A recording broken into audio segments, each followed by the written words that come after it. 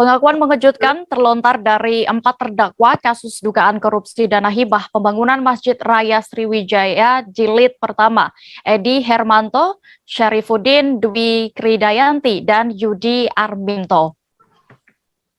Keempat terdakwa kasus dugaan korupsi itu mengaku tidak menyesali perbuatannya.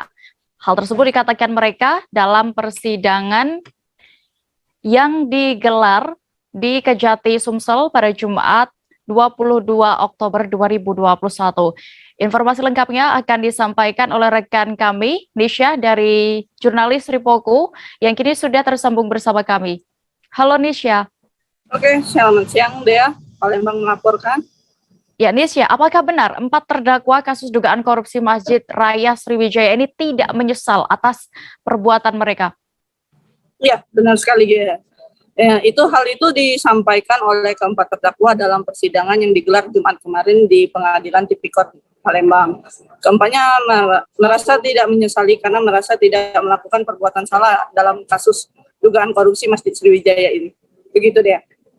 Lalu bagaimana tanggapan hakim saat itu mendengar pernyataan dari keempat mereka itu? Oke, tanggapan hakim sendiri sangat menyayangkan ya. Hakim itu mengatakan dalam persidangan seharusnya keempat terdakwa ini menyesali perbuatannya. Pasalnya hingga saat ini Masjid Sriwijaya sendiri belum selesai dan belum menjadi bangunan yang seperti diharapkan oleh masyarakat Palembang, seperti itu deh. Lalu berarti akan ada sidang lanjutan lagi nantinya. Kapan akan digelar, Nisha? Oke, kalau untuk 4 terdakwa Edi Hermanto, Syarifuddin, Edi Hermanto, Syarifuddin, Dwi Kridayanti, dan Yudi Arminto akan kembali digelar tanggal 29 Oktober 2021 nanti dengan agenda tuntutan jaksa penuntut umum. Seperti itu, Ge. Baik, Tribuners, tadi rekan Nisha juga sudah berhasil mendapatkan keterangan dari Roy Riyadi selaku jaksa penuntut umum Kejati, Sumsel. Berikut keterangan lengkapnya. Dari keterangan saksi terdakwa tadi, bagaimana, Kak? Ya, kemudian Mintu sama dengan Dwi Kridayanti. Ya, pertama kita menanyakan mengenai proses lelang ya. Artinya lelang itu dokumen yang dipersiapkan oleh perantas pun dokumen yang tidak bisa mereka ketahui kaitan dokumen lelangnya untuk melakukan penawaran.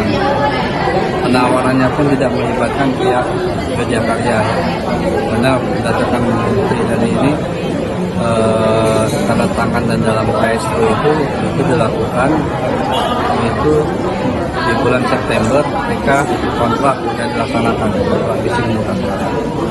Terkait nominal yang disebutkan tadi, Kak, ada kaitannya nggak dengan terdakwa Edi Hermanto dan Syarifuddin sendiri dalam kasus ini? Ya, nanti kita tanyakan dengan Edi Hermanto dan Syarifuddin.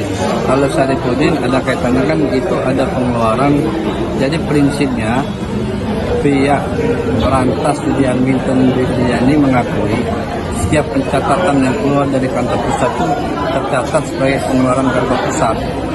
Setiap pengeluaran dari proyek tercatat sebagai pengeluaran proyek.